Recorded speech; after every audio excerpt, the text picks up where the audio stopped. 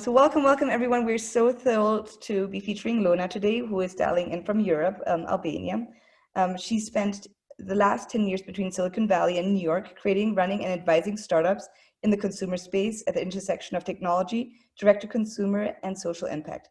She's been part of 3 accelerators and incubators, including Y Combinator, Women Startup Labs, and Fashion for Good, and has raised $2 million in funding for her startup from investors in Silicon Valley, New York, Europe, and Middle East.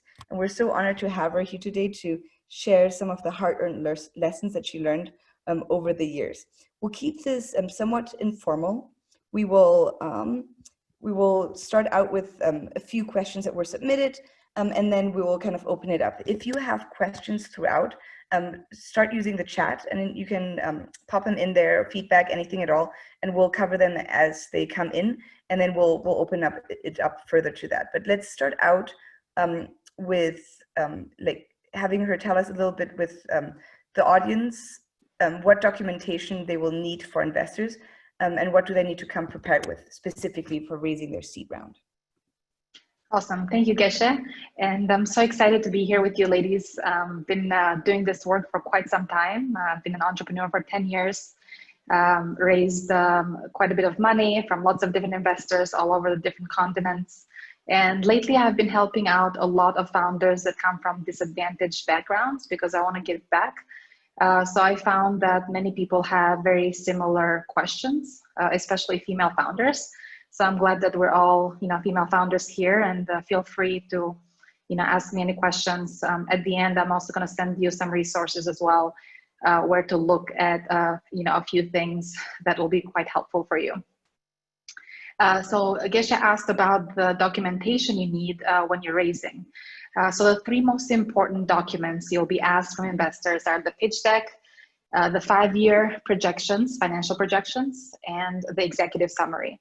So the pitch deck is usually, 10 to 12 slides. They have to be very concise. They have to be also in a certain order. And these investors will want to see this before they meet with you, most likely.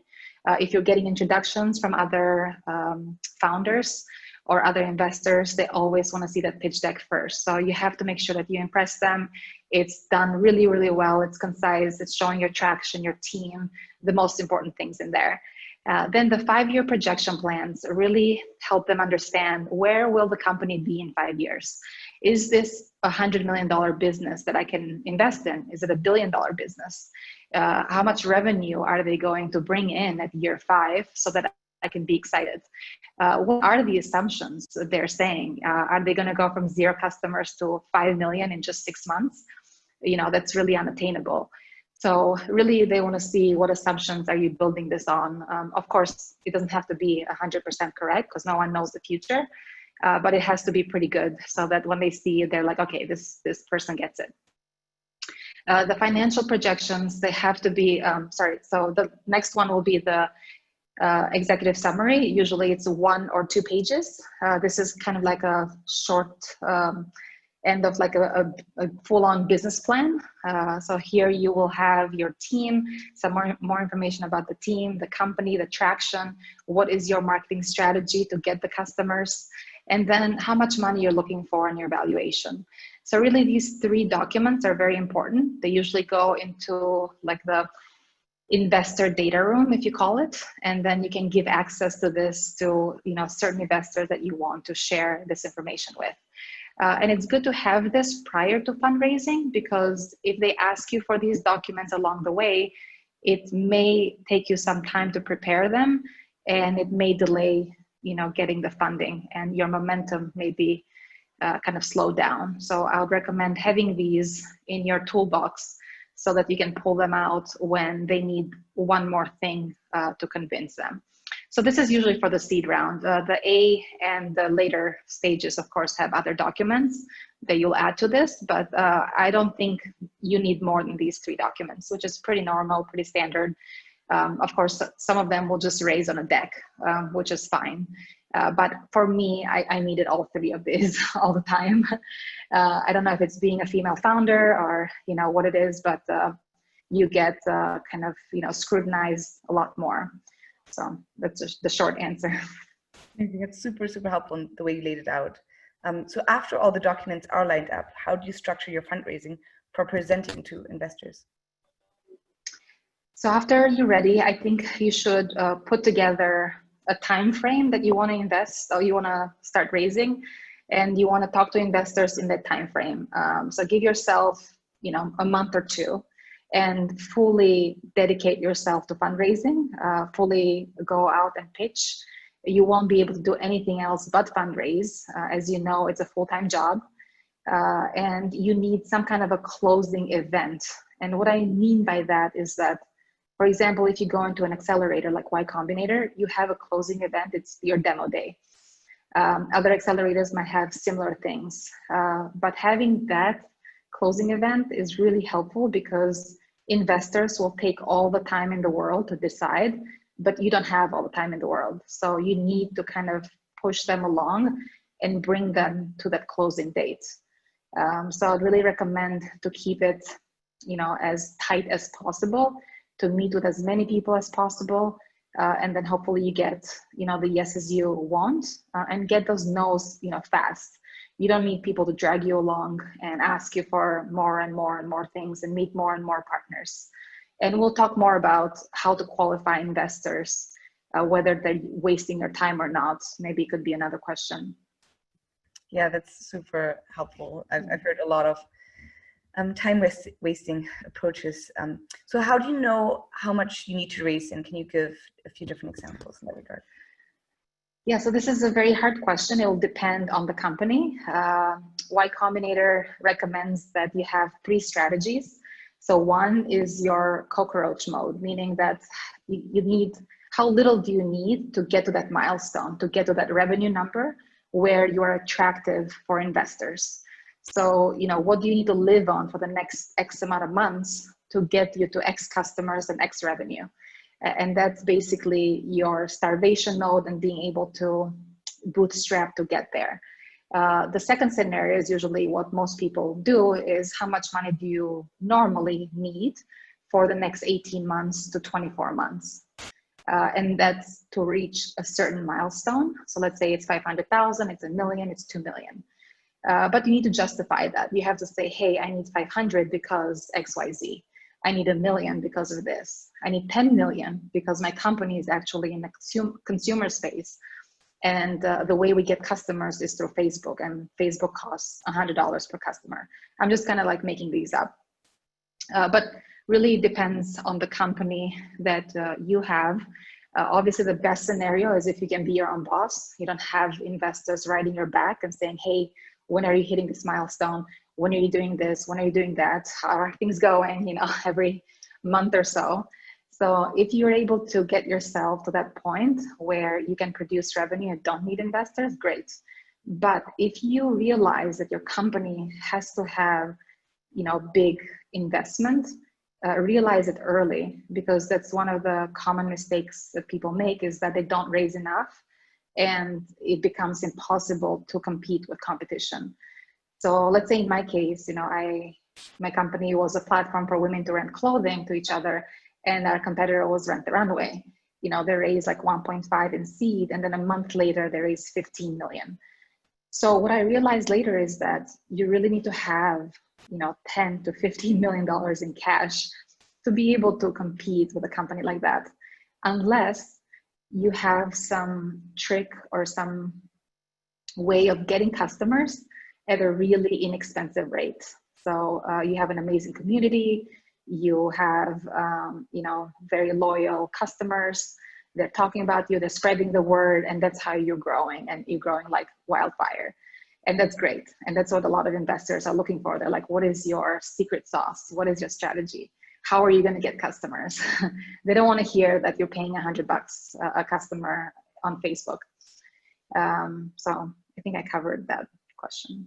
Yes, and I love the point of like, should you even raise, right? Like that's a really good point. Yeah. That we should look into a bit more. But before we do that, can you cover valuation a bit more on like how do you put valuation? And so the valuation will depend on the city that you are raising and you're based in, just because the salaries are going to be different in Kansas City than in New York City. So you can't tell them that you need all this money, but you're in a place where your engineers cost, you know, 50,000 a year versus 250,000 a year. So really, it will depend where you're based. The second thing will be, what are companies that are similar to yours? What are their seed rounds look like? What have they raised? How much was their valuation? Right now, people are raising anywhere from 500,000 to 2 million for seeds. And we're looking at 6 million caps to 12 million valuation. So between 6 and 12. But that's, again, like Silicon Valley numbers. In other, you know, smaller cities, I'm not quite sure, but I think it's quite easy to find out, especially asking other founders. It's not a number that is exact. It's kind of like an art and basically blending a few different things. So that's what usually we're seeing, 500 to 2 million and then 6 to 12. Super helpful. Well, before you can even get to that, how does anyone looking for capital get introduced to not only investors, but the right ones for them? And is there a database they should be looking into? How are these connections made? Yep. So the first question is, how do you get introduced to investors? Investors, if you look at their websites, they make them in such a way that they don't like cold emails, and you will not have a good conversion rate cold emailing these investors. The best way to get money from investors is, one, from introduction from an investor that just invested in you. So you say, hey, do you have any other friends that are investors? Can you introduce me to them? The second way that's very successful also is other founders. So other founders that have, let's say, 10 investors, you can say, hey, Lona, you know, I know you just raised your seed. I know that you raised them from, you know, 10 people. Would you mind sending my blurb to them with my deck and then asking them whether they want to meet with me?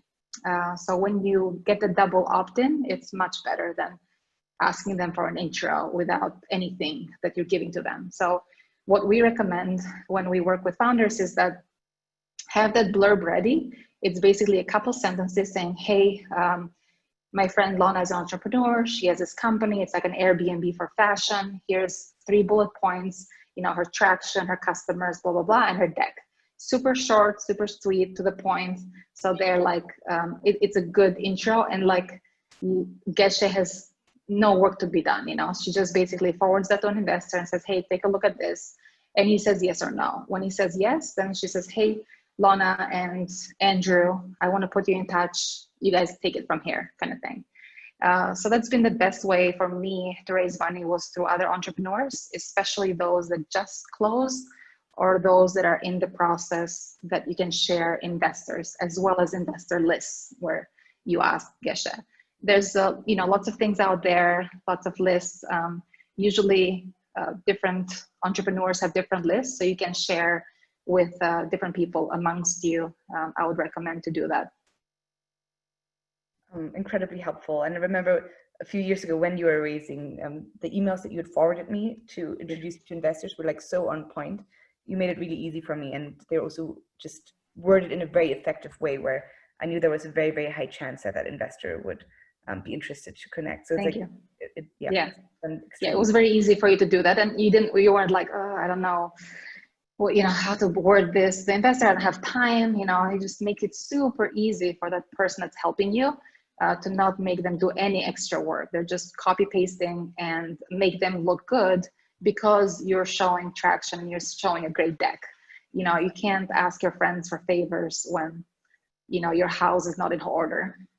Yes, and then even if you do forward it and you're quote unquote doing a favor, like if the email isn't compelling, then no introduction is going to happen. Exactly.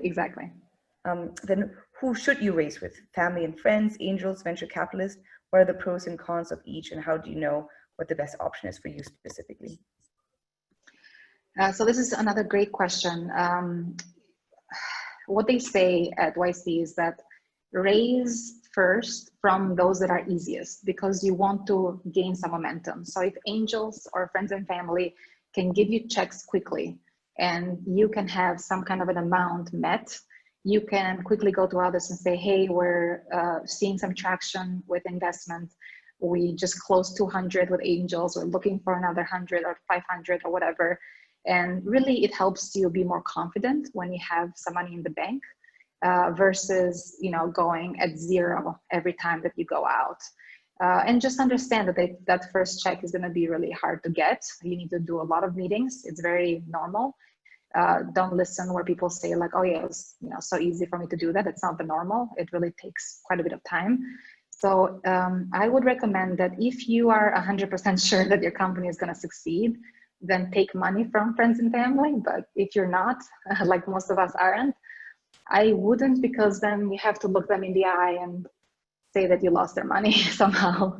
And I don't know, I personally am not comfortable with that, but I know a lot of people that are. And if they understand that, hey, this is a startup and this is how it works, great.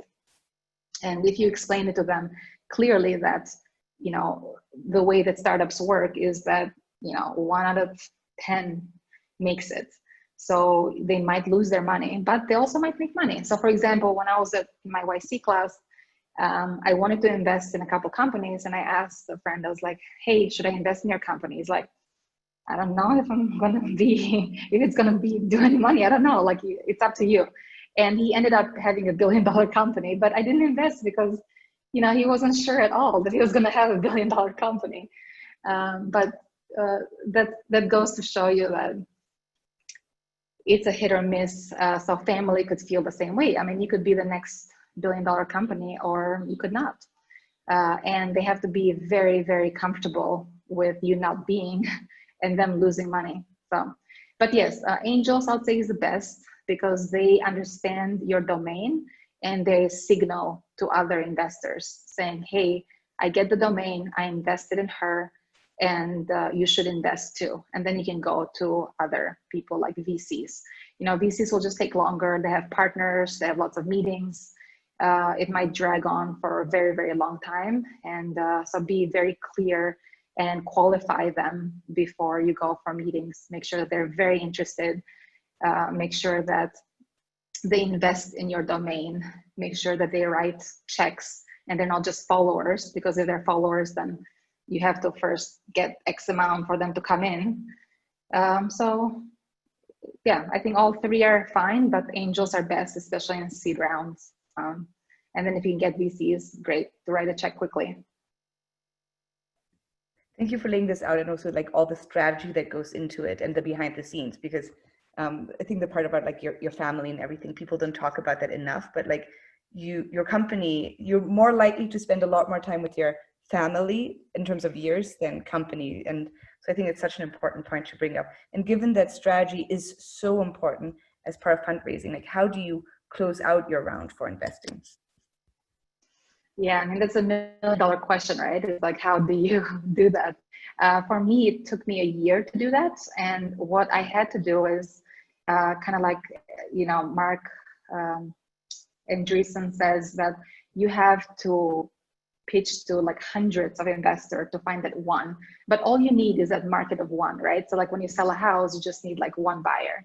So when you get that buyer, it's going to help you so much. So for me, I pitched and pitched and pitched and pitched and got a little bit of money along the way. But then this investor came along that was like, wow, this is exactly the idea that I want and I've been thinking of.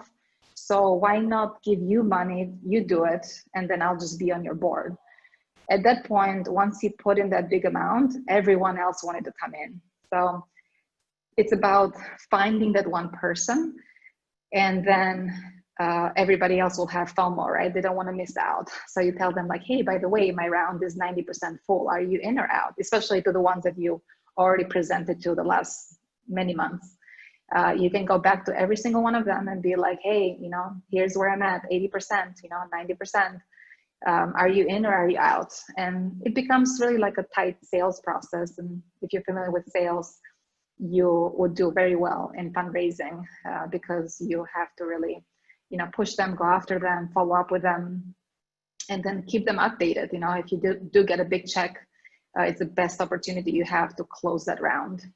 Otherwise, it becomes kind of like a moving target. You think it's going to be 2 months, and it becomes 4, and then 6, and then 8, and then 12 months. So even for me, that I came from YC, I was a demo day. I had lots of investors. It still took quite some time to find that one fit because my company was a bit different than most companies they were investing in, especially in Silicon Valley. So. Super helpful to hear. And yeah, I hear that over and over again, that companies have a hard time initially raising, then are all oversubscribed once they have their lead investor and all of that. And then all those updates are super important, where I've heard from a lot of investors that, oh, I wasn't quite sure, but then the founder was just so consistent with the updates. So I think that can go so far, that when you didn't have your lead investor just going back and getting checks from people. Yeah. And we've been getting some questions, so I will. So for those of you who haven't yet submitted and would like to, feel free to use the chat. Either you can message everyone or to me directly. So one question that came up was, can you talk about traction? In our case, we're in market, initial revenue, raising seed. We keep hearing different things from different types of investors. Some care more about network effect, growth metrics, versus others care more about revenue, GMV, etc. So is the question about metrics then, or? And we can have the person chime in too, but like more about traction. So, okay, go ahead. Hi, I'm Nathan. I just came off video. Yeah, so it's been, it's about traction, but it's about traction and then positioning traction for fundraising. So like we're very clear on what we need to do to get to profitability and to get to scale for our business and what will get us there. But then it's been interesting as we're now live and generating initial GMV and revenue, because we're a marketplace, we're hearing from investors, they're actually looking for other early signs of traction that are not like GMV and revenue and more tied to the network effect. And while they're both important, you go after them in different ways. And as a lean team in the early stages, we just need to be focused. So I'm just curious, and it does vary depending on the type of investor, but I'm just curious with your experience and just your thoughts on the topic in general of traction, and also what it means in today's day and age with COVID and the state we're in now versus I think a year ago, it may have been a different response. Totally. That's a really good point and a very valid one. I also had a marketplace where a network effect was very important for them. So having that data makes a lot of sense. I think what helped us is just focus on those investors that think that you're great and what you're doing is really fantastic. Because if you focus a lot on the ones that are just gonna say no anyways, or they're just giving you excuses, you're never gonna be good enough for them. So what I did towards the end was like, I wasn't really responding to a lot of these things. I wanted to really go with those that were really excited and they got the idea and they could see the future, versus the ones that needed proof of the traction. And the reason for that is that you're so early, right? It's like, you don't have the cash to show them so much traction. That traction is a moving target. You know, today is 500,000, tomorrow there's going to be like 1 million. They're going to say, I want 5 million. And you're never going to be able to satisfy them. And if you had 5 million, why would you need the investor, right? So it's a very annoying thing that you just have to take it with a grain of salt and be like, you know what, this is the way they are. So I'm just going to keep moving to the next one. And hopefully find that one person that is like, wow, your marketplace is exactly what I'm looking for, you know? And because convincing these people, it'll be like pulling teeth, right? I mean, I remember writing tons of emails explaining all kinds of data that they wanted. And at the end, they never invested. And then I'll talk to somebody for 5 minutes and then they'll write a check. So I'm like, why focus on this dude that's gonna like, you know, give me 10 questions about every single thing and the due diligence and all of this, where I can focus on others and make a presentation and really tell them, you know, what I believe in, who I am, why they should invest in me. Because really they're investing in you and the team. You know, if you had the crazy traction, you don't need them. You could pick the investor. You don't have to go with them. So also be a bit, you know, cocky and say, you know what, maybe it's not the right fit. You know, let me, I'll come back to you at another day, and then just go on to the next one, because you really need to like get that pipeline full and just keep talking to as many people as possible. Get fast no's, and you know, yeses might come a bit slower, but you need fast no's. So if it's going to be a no, just, you know, tell me now, give me the no, you know, let me move on. Don't drag it out and be like, oh, what about this? And what about that? And who's this? what about the lead investor? And that's another thing about the lead investor, right? In seed, there's no lead investor, because the meaning of lead investor is the one who negotiates the terms. And that's for Series A. But investors always misuse it. And they're like, who's your lead investor in your seed? You know, it's like, you don't have a lead investor. You don't have a term sheet. You're investing in a convertible note on a safe note, which converts at Series A. So you can say we're talking to a lot of different investors. Right now, we're more interested in the ones that are angels, because they'll prove our concept. And I'm sure that we'll get those other investors when the time comes, you know, but there's no lead investors in seed. So Great. Thank but you. yeah, I don't know if Great that answered the advice. question, but No, it does. And I'm glad I'm hearing it from you now, like a couple of months in versus, you know, 12 months in, making myself crazy. So I think you're spot on, and it's like what my gut feels. So thank you. Yeah, and COVID makes things even worse, of course, because I've been talking to a few different VCs. You know, a lot of them are closing deals that came pre-March. So they're not really looking at a lot of deals afterwards. One said that they did close one deal all on Zoom. So basically they never met the team in person. So that's good. But again, I mean, they're being cautious, and you're also competing with a lot of talented people. Remember that. So it's nothing about you. It's nothing about your blonde hair or your beauty or your, you know, where the school you went to and all these things, you know, that us women sometimes think, because they're like, oh, why did he say this? Or why did he say that?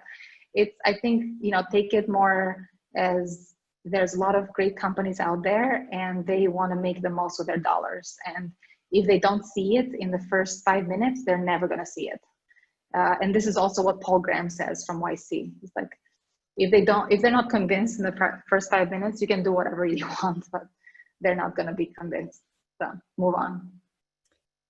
Thank you for re-highlighting also the difference between seed and later stages, and that at this stage, it's a lot about the founder than like the nitty gritty numbers. And then actually on that, Fernanda was asking, what in your experience is the due diligence process at the pre-seed seed stage? Good question. At the pre-seed and seed stage, there's not much diligence that goes in. They usually will just invest without seeing much. Of course, if you have those financial projections, they'll ask some questions like, is this actual, you know, what did you do last year? You know, but they don't really look at your books. I haven't really seen much of that. When it comes to Series A, it's completely different. They want to see the books. They want to see everything about the company. You know, some companies will, maybe some will skip that if they trust you.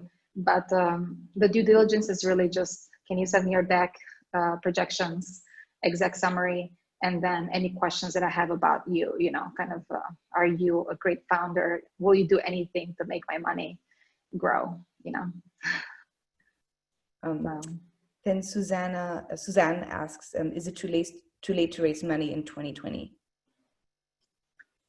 Is it too late to raise money? No, absolutely not. I think that what happens right now, just so you guys know the cycles, VCs usually go on vacation in the summer. So June to August, nothing happens. And in this time, you should really go after your customers, increase your traction, get your documents ready, and then get, you know, hit the ground running in September and be able to close by November 15th, because then Thanksgiving comes around and then they're on vacation until January. So those are usually the times where you will be able to get the money, is September to mid-November, and then January to May. However, things have changed now, right? So I don't know if they're stuck at home, if some people don't know what to do, maybe they have some cash they want to, you know, throw at startups. So it's, everything is a little bit messed up, but usually the calendar is that where, you know, in summer, nothing is happening in the VC world. But hopefully that is not the case. So I think you should still continue to go out there and talk to people, and you'll find out yourself, you know, if more people are not responding and you're seeing that things are not moving, then you know that it's time to not do it now and just focus on customer growth. But if you see that, you know, they're taking meetings and they're eager and they're saying, yes, we are investing, and we make the decision very fast, great, go after those. If you're talking to them and they're like, oh yeah, it takes us 3 months to make a decision, we have to talk to all the partners. I have to talk to all of your advisors. Then, move on to the next one. And then a little bit related to, so during the current COVID environment, how does one recalibrate what a typical seed or pre-seed round looks like? That's a good question. So that will be tied to the previous question that I addressed with Naisa, I think her name is. And it's more along the lines that the competition is really high, right? So basically, if they're doing less deals, which they are, they want to get in on the best deals. So, is your company, does it shine among the other ones? So really it will depend on that. And if you know that it'll be tough for you to raise, maybe you don't waste your time, because fundraising is such a time waster. And this is what they say at YC too. If your numbers and your traction and things that they're asking you for are not there, definitely take a good look at everything that you're doing right now, and see, is your time better spent in getting more customers and getting more revenue and building the company, versus talking to lots of investors and it just seem to go nowhere. So that's what I would say. Fantastic. Thank you so much for sharing. And then a follow-up on distinguishing between different types of investors. So specifically, when you look between angels and family offices, how would you adjust your approaches when approaching these two different types of investors? With family offices, I've had angels introduce me to family offices, and they've actually been it's been a good experience for me. Like, for example, the Estee Lauder family invested in us, and they had a very simple process. I don't know if there's other families out there that also have a simple process, but usually they're not as knowledgeable, I would say, in your domain. So it's not so difficult to pitch to them. I'll definitely, if you're introduced to them, absolutely go for them, as many more of them are doing direct investments versus being LPs in big funds. So I think that if you're able to get introductions and you're able to talk to family offices, I'll say definitely prioritize them, because they have the capability to move quickly and not need 1,000 partners to agree on a deal. Fantastic. And how do you get introduced to family offices? Through your network, that's the best, because again, these people want you to come in through who they trust. So you can say, hey, Lona, can you introduce me to everybody you know? It's tough, right? Because I would need to know who you are very well. I would need to trust, what you're doing. I would need to be very comfortable with your company and the future. And then I can open up my network. And a lot of people are that way, So if you, as I said, if you're talking to other founders that are raising right now, or they just closed, they are the best way for you to get to these investors. The next best thing is if someone just invested in you and say, hey, do you know any other angels, any other family offices that would be interested on the deal, and let them make the intro. But only after they have invested in you, or they're very interested in investing. If they said no and they want to introduce you to others, then don't take those meetings, because they will turn into a no as well. That makes a lot of sense. So not taking any introduction. Yeah, exactly. I mean, because it'll be a waste of time, because if you didn't invest in this company, why should I, as their friend? That makes a lot of sense. And then Suzanne, I want to make sure I understand this question. So I think it's, what is the difference between the pre-seed and the seed? So I think that's the question. And then during non-COVID times, is that what you were asking, Suzanne?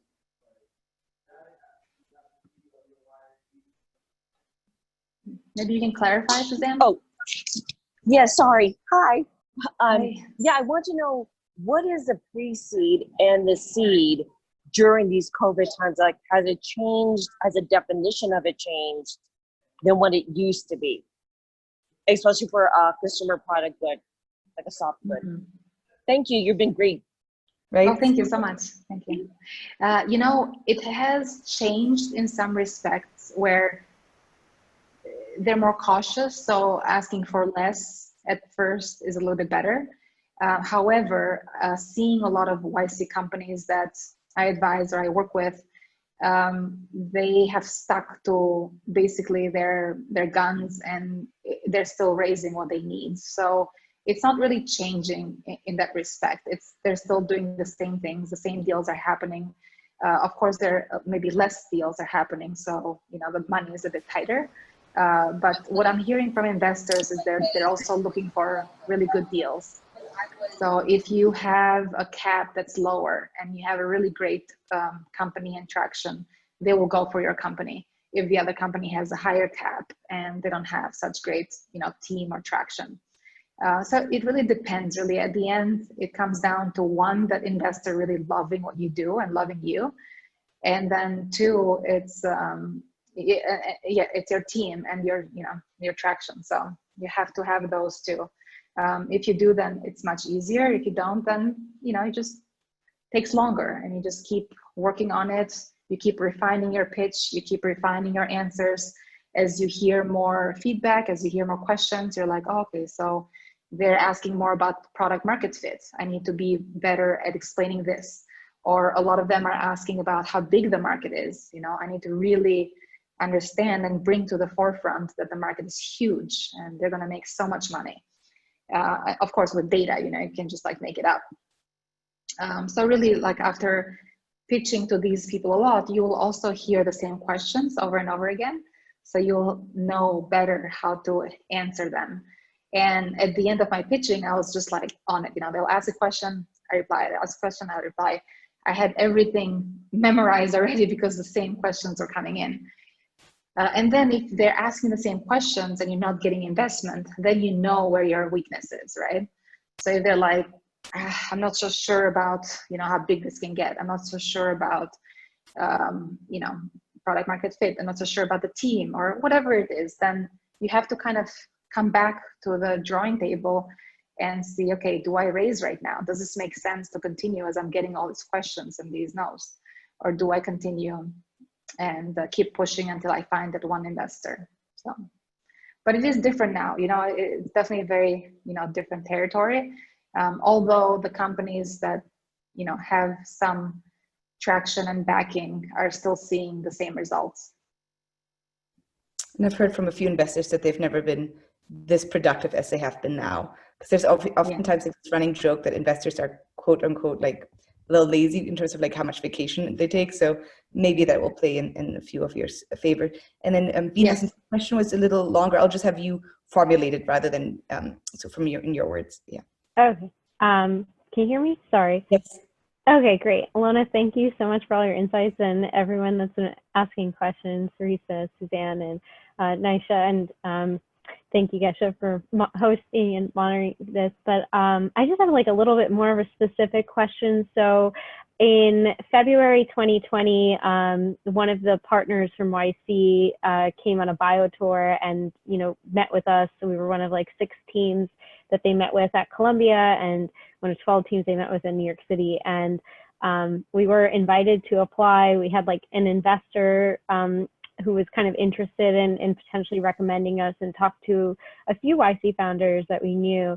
We just didn't really feel like we were able to hit the value inflection points that we needed for this summer cycle because of COVID, and we're a biotech, med device startup, and we weren't able to get our pilot study out as quickly as we wanted to. So kind of more specifically, and maybe I have some further questions to ask you offline, maybe via email about this, if you have time, but just kind of wondering, right now we're in the process of negotiating a term sheet that we've been offered a chance for a smaller accelerator, a pre-seed investment, but will probably help us hit those value inflection points that we need to be ready to apply to the winter 21 cohort.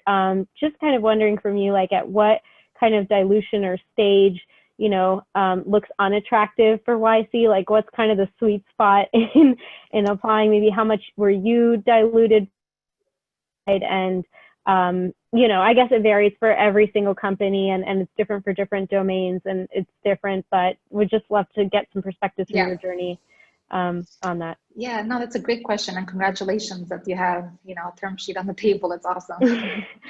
Yeah. So in terms of dilution, I don't think YC really has any preference. I think they love to see a strong team, and a team whose percentage is very well distributed, meaning very equal and fair. And they want to see this because they want you to do well in the long run. And if you have 5% and the others have 95%, or one person has all of it, it doesn't look good with YC. They don't typically like that. Now, if you're able to not dilute yourself at all with this accelerator, that would be great. But if it's like a couple percentage points or something like that, it's fine. I don't know how many points we're talking. And by the way, I'm happy to take also one-on-one calls and give you guys 30 minutes each. If you guys need it more personal, just let me know. I've been offering it on DD as well. Yeah, so if you're not, giving away too much, it's good. And I think you will need this help, and I think getting the help will be great.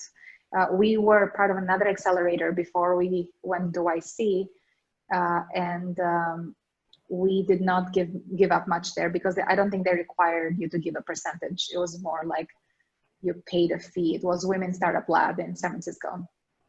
Okay. So.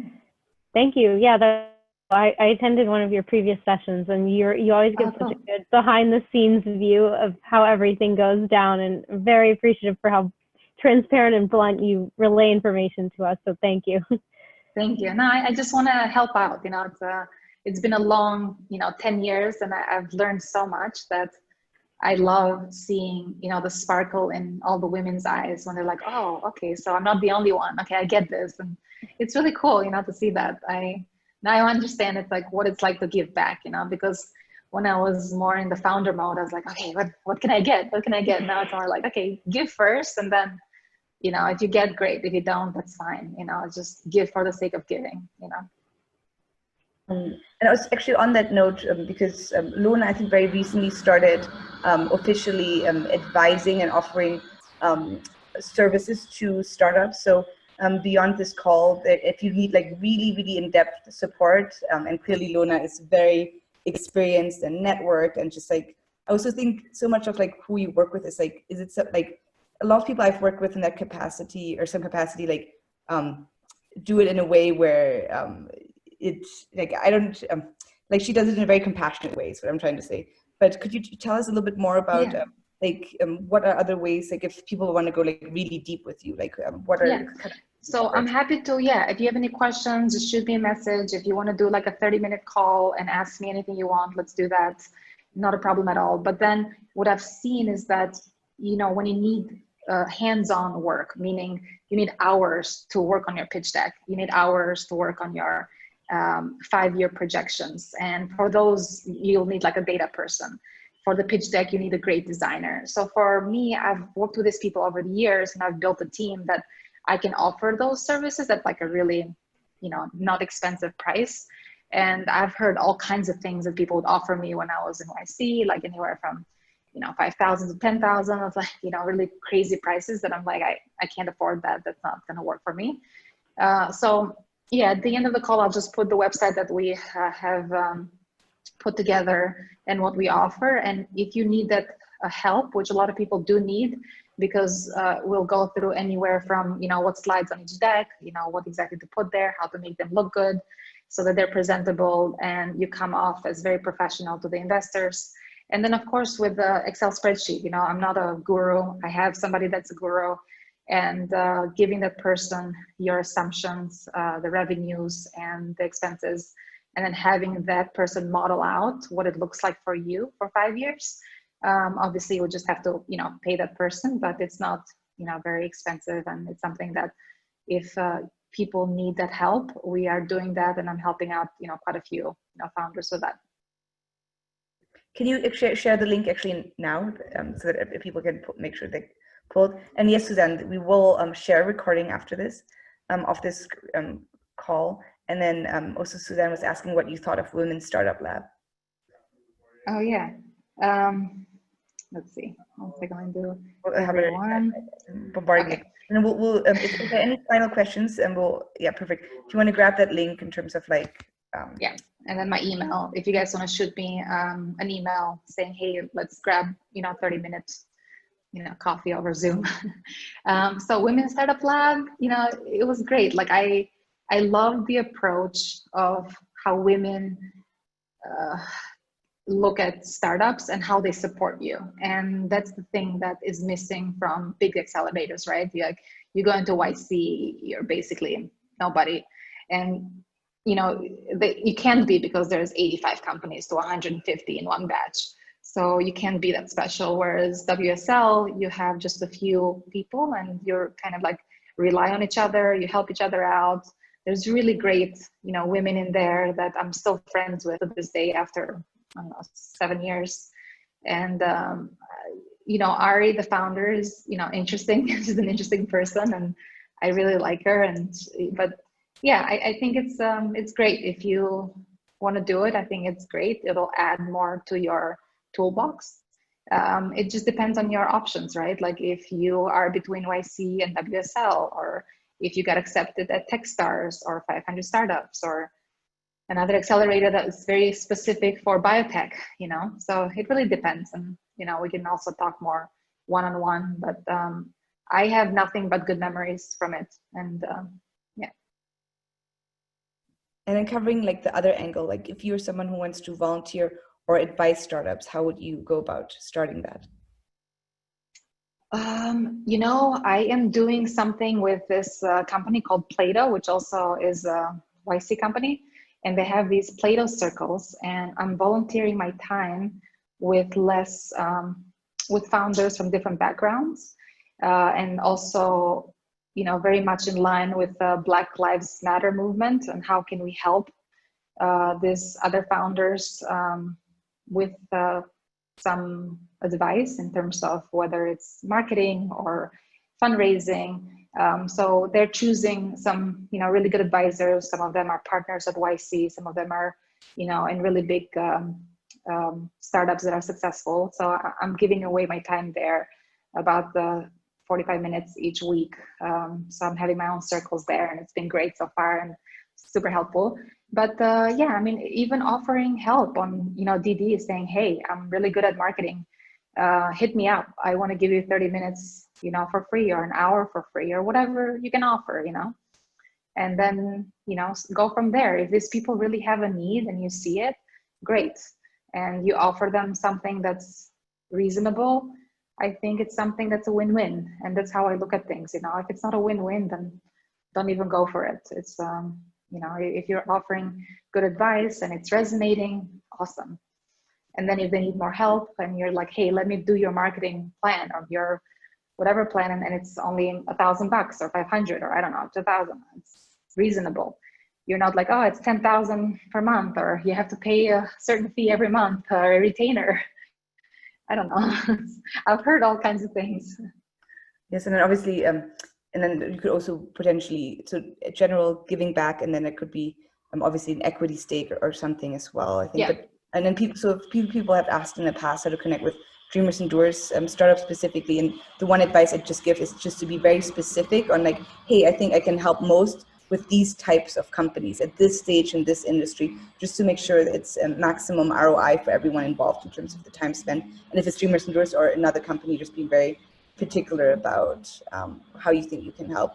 And it's also like a founder fit, because some people don't want to get mentored. They say they want to get advice, and then they don't take any advice. So I think that's something to look out for as well. And yeah, I've had very good, I've had very good experience as well. All the people that I've advised, and they just really can use the help. And there's very standard documentation you can use for advisors. I'm happy to share that as well. It's pretty straightforward. So if you're like in very early stage, it'll be a bit more of a percentage, and then the expectation for the advisor. If you're a bit later stage, what's the expectation? And this is very straightforward, so it doesn't leave anything in the dark. I think I love that, versus just being like, oh, I need an advisor, but I don't know what to give them, or what are they going to give back to me. So thank you so much for also offering that documentation. I think this covers the questions for now. This was so incredibly insightful. thank you for walking us through all the different elements. And I know like there's a bunch of feedback also in the chat that this was incredibly helpful. Thank you so much for everyone also who dialed in, and for all the ways that you're giving back and connecting to everyone. And for anyone who didn't catch it, I'll just reshare. So you saw she shared her contact details. So if you want to grab virtual coffee with her, thank you for so generously offering your time. And if you want to dive really deep and you want recommendations on service providers and all of that, the whole shebang, you can connect with Lona as well on that. Yeah, and I'll give, yeah.